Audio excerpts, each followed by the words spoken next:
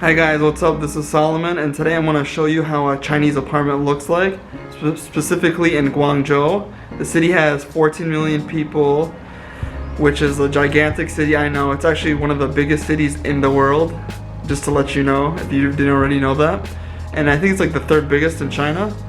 And yeah, so I'm going to actually show you how my apartment is. In my apartment, I got it less than $300. I'll show you the exact amount later.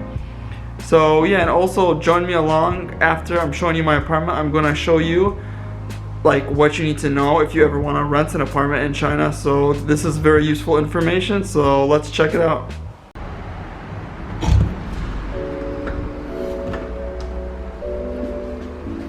Okay, welcome to Solomon's Place, aka Solo's Bachelor Pad. So here it is, here's my studio apartment, so let's check it out. Alright, here is my bathroom on the left of me. Let me open up the door. So we got a normal standard bathroom, sink, toilet. Which is kind of interesting about the toilet is it's Western style. Something to know is some Chinese homes will not have a Western style toilet. They'll have like one of those squatting potties. Have you ever seen it? Which is healthier, but sometimes it can be uncomfortable. And then we also have the sink area over here, which I just said. Then we got me, hey guys. And what else do we got in my bathroom?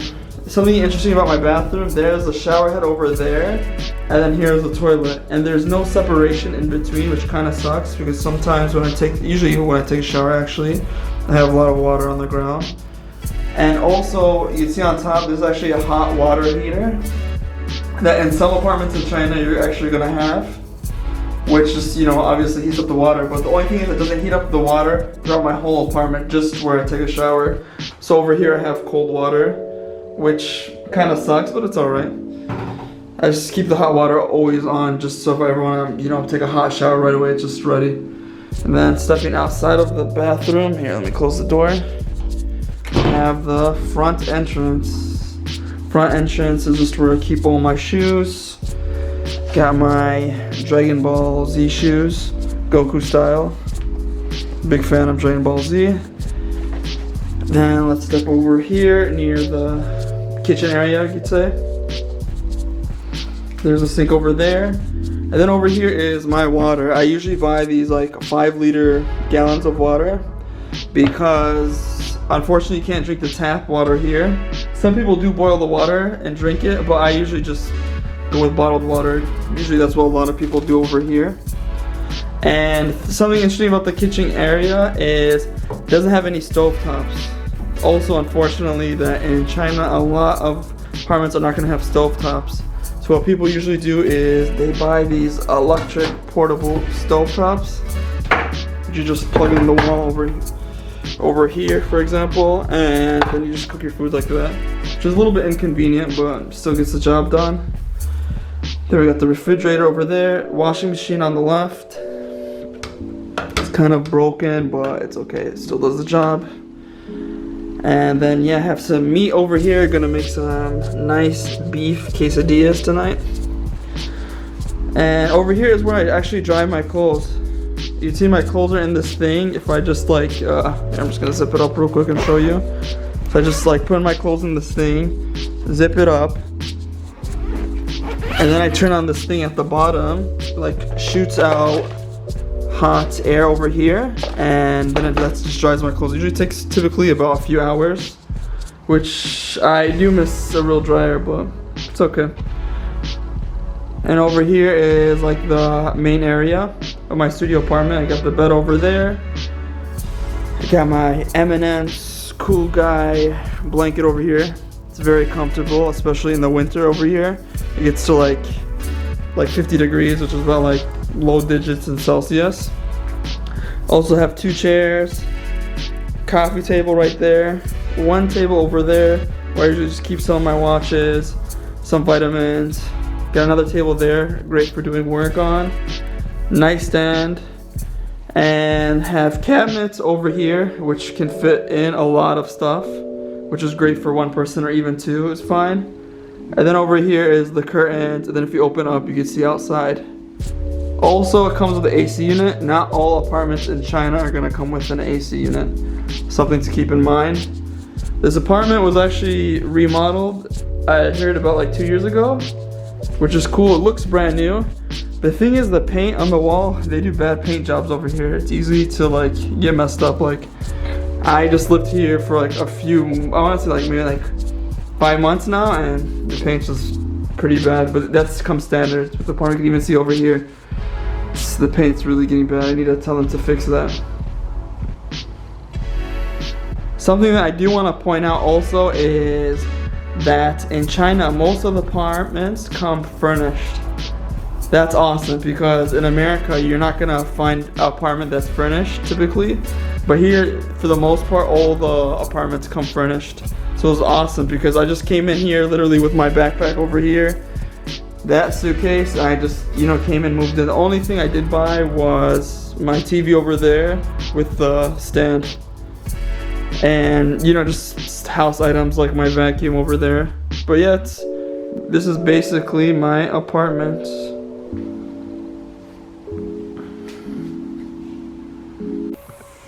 So this apartment was 1,680 RMB. I'll put the amount in dollars on the screen. And the utilities I pay about is 450 RMB too. And that's including, water, electricity, and internet. So it's not bad. Usually apartments here also include management fee, but this one doesn't. And something that's interesting about the location is I live like really close to the metro station. I don't live in the center of the city. I live a little bit in the outskirts, but I live right next to the metro station, so it's very convenient just to walk to the metro station, only do a 1-minute walk. And yeah, so it's pretty awesome. So now I'm gonna give you some more information about like renting in China. First of all, you have to find out what city you want to live in. Once you find out what city you live in, you have to also figure out what area of the city you want to live in. If you live in the city center, obviously it's going to be a lot more expensive. But if you live in the outskirts of the city, it's going to be like a lot more cheaper. Like I'm talking about like maybe like a fourth cheaper. So that's something to really take into consider. And also when you're renting in China, that you're going to have to typically pay 3.5 months rent. The first month is going to be for, it's going to be just for the month you're staying and living in. The other 2 months are going to be for giving the landlord your deposit. And usually you can get your deposit back just as long as you don't break the contract.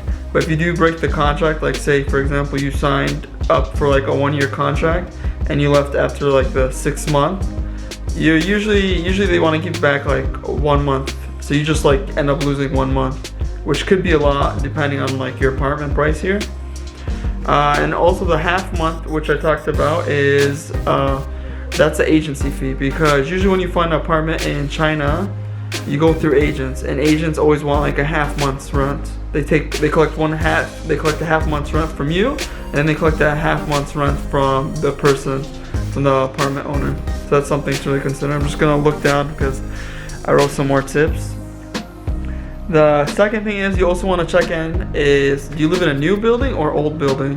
Because if you live in a new building, you're going to, have like better and safer stuff. Like for example, like the elevator would be safe. I know you're saying, oh, the elevator would be safe. Well, I did live actually in an old building in one of the buildings here in China, and the elevator I felt like was very unsafe. Like it would like break down, like literally like 3 or 4 times. Like I used it quite a few times because I lived on the 19th floor, so I had to use the elevator. And like one time it just like went up and all of a sudden it just like stopped. And I was like, oh man. And like literally I was stuck on the elevator for like 20 minutes. It was a bit scary and it just looked very run down. So also, just make sure you take into account if it's a new or older building. Even some older buildings don't even have elevators.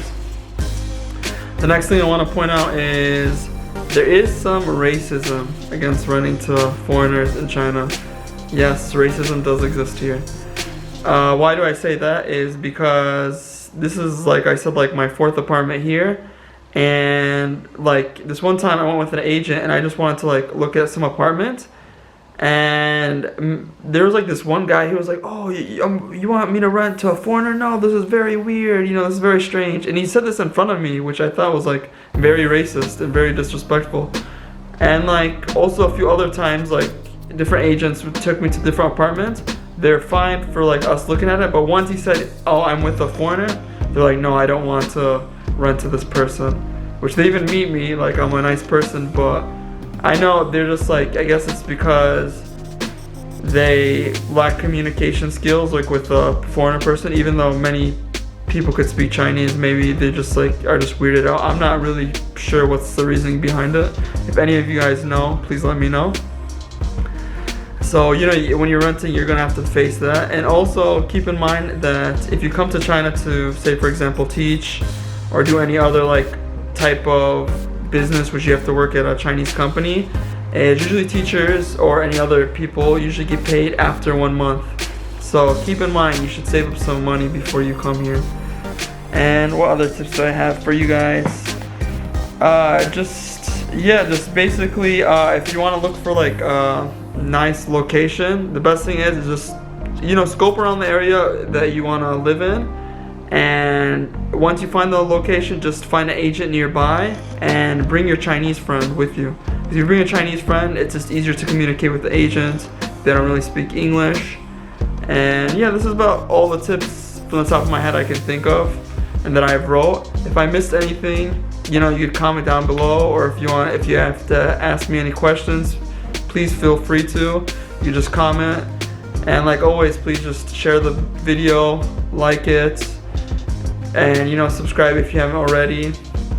And I appreciate you guys watching my video, and I will catch you later. Bye. This is basically my apartment.